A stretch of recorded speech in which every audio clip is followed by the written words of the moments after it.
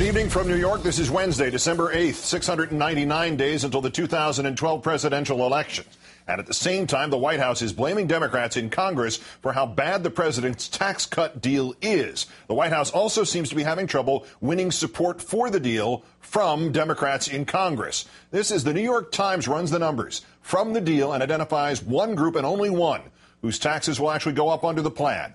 Any family making less than $40,000 a year. $40,000 a year being considerably less than what the rich will get from these tax cuts. Our fifth story tonight is the president shuts out progressives. It turns out progressives are finding new allies in this fight that the president might actually listen to. The Tea Party. Senator Bernie Sanders, a socialist and our guest in just a moment, was the first to say he would block a vote on these cuts in the Senate. Who followed in his footsteps? Tea Party patron Saint Senator Jim DeMint.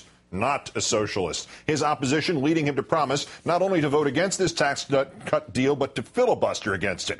Why? Not because none of the $900 billion package is paid for, but because it contains 13 months of extended unemployment insurance, the single most stimulative tool the government has. Most of us who ran this last election said we were not going to vote for anything that increased the deficit. This does. It raises taxes. It raises the death tax. I don't think we needed to negotiate that aspect of this thing away.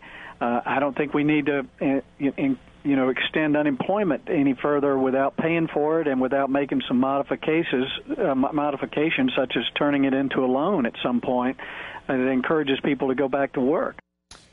Plus, Mr. DeMint is pro-unemployment. For a little perspective on the strange extremities opposing this deal from the political body, Ralph Nader wrote a letter to the president doing so. Sarah Palin did it in a tweet.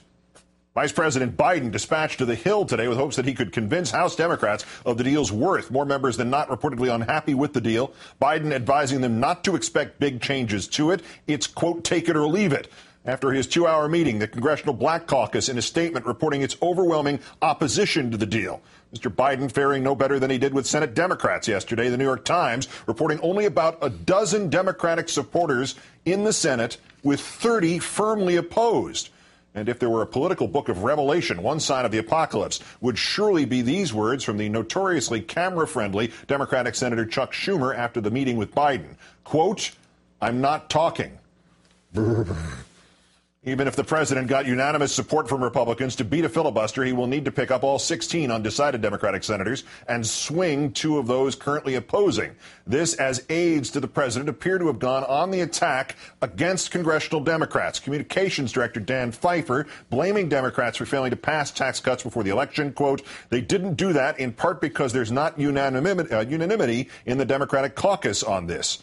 Anonymous others, less restrained, one telling Politico that differentiating the president from congressional Democrats was, quote, a positive byproduct of this fight. Compared to these guys, the president looks mature and pragmatic. Congressional Democrats not shying from this battle. The president himself likened this to the fight over the public option. I agree with him. If he would have made a tougher fight on that, we would have had that in today's law. And what about the man Mr. Obama thought mature and pragmatic enough to co-chair his debt panel? Former Clinton Chief of Staff Erskine Bowles reportedly objecting strongly to the tax cuts and planning to say so face-to-face with the Treasury Secretary Tim Geithner tomorrow. And if distributing endorsements of the deal from obscure members of Congress and a handful of mayors did not sufficiently illustrate Mr. Obama's isolation on his deal, there is this. The Huffington Post reporting the White House today sent congressional Democrats a Gallup poll indicating the public supports this deal. Let's look at that poll. 66% of the country support extending all the Bush tax cuts for 2 years. How many in that Gallup poll support extending just the Bush tax cuts on family income below $250,000? No idea. Gallup didn't ask that. But Gallup did ask that just last month when a combined 57% favored either limiting or killing the cuts for the rich, while a combined 61% told a Bloomberg poll the same thing. And the numbers saying all the cuts should expire, tracking around 15% in earlier polls, is now at 27%. Joining us now, as promised, Senator Bernie Sanders, member of the Budget Committee, independent of Vermont. Great. Thanks for your time tonight, Senator. Good to be with you, Keith. So it's you and Jim DeMint against the world? Well, hopefully we're going to have a lot more progressive support than just Mr. DeMint. How accurate do those New York Times numbers sound on the Senate whip count for this? 12 Democrats firmly in favor. 12? Is that roughly what you think's right? I think you got a very fluid situation. I can tell you this, Keith. In the last 2 days, and I represent a small state, we have gotten 2,000 telephone calls to my offices in Vermont and here in Washington, 99% of the people opposing this agreement. I think you're seeing that all over the country. The issue here that people are outraged at is at a time when we have a huge national debt and the richest people in this country are becoming much richer, who thinks it made sense to grow the national debt, ask our kids to pay more in taxes so the billionaires can have giant tax breaks? Very few people I know think that makes sense. How do you respond to the White House today, in essence, both on the record and off, blaming congressional Democrats and considering the idea of blaming congressional Democrats good politics? I think that's absurd. I think what we need to do right now is take the case to the American people.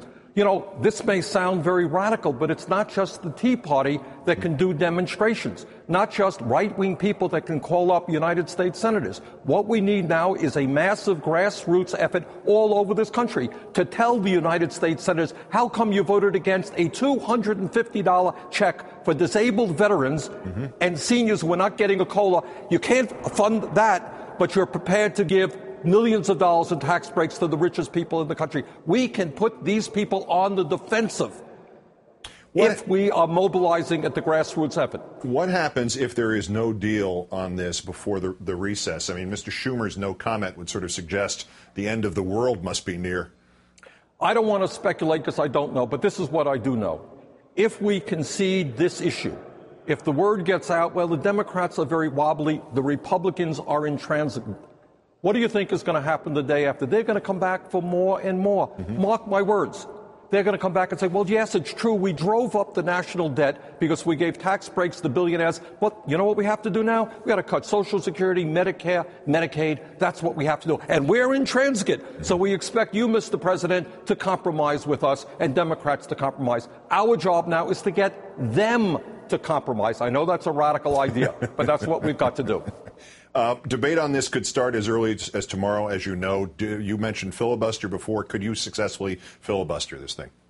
Well, we will do everything that we can, including a filibuster, to slow this thing down so that the American people can be mobilized to say that when the richest people are becoming richer, they do not need huge tax breaks. What happened here, Senator? Do you have any idea why the president wound up taking this position and creating this kind of firestorm from both sides? Keith, I honestly don't. I mean, obviously, the president's heart tells him, and we all agree with him, we must extend unemployment for the 2 million workers who are about to lose their unemployment benefits. It goes without saying. Second of all, of course, when the middle class is collapsing, it's absolutely imperative that the middle class, the 98% of the Americans, continue to get their tax breaks. And the president wants that to happen. So do I. I think that we can do that without giving hundreds of billions of dollars in tax breaks to the top 1%. But in order to bring that about, the president needs to lead, and all of us need to be active at the grassroots level. We need to call up our Republican senators. We need demonstrations.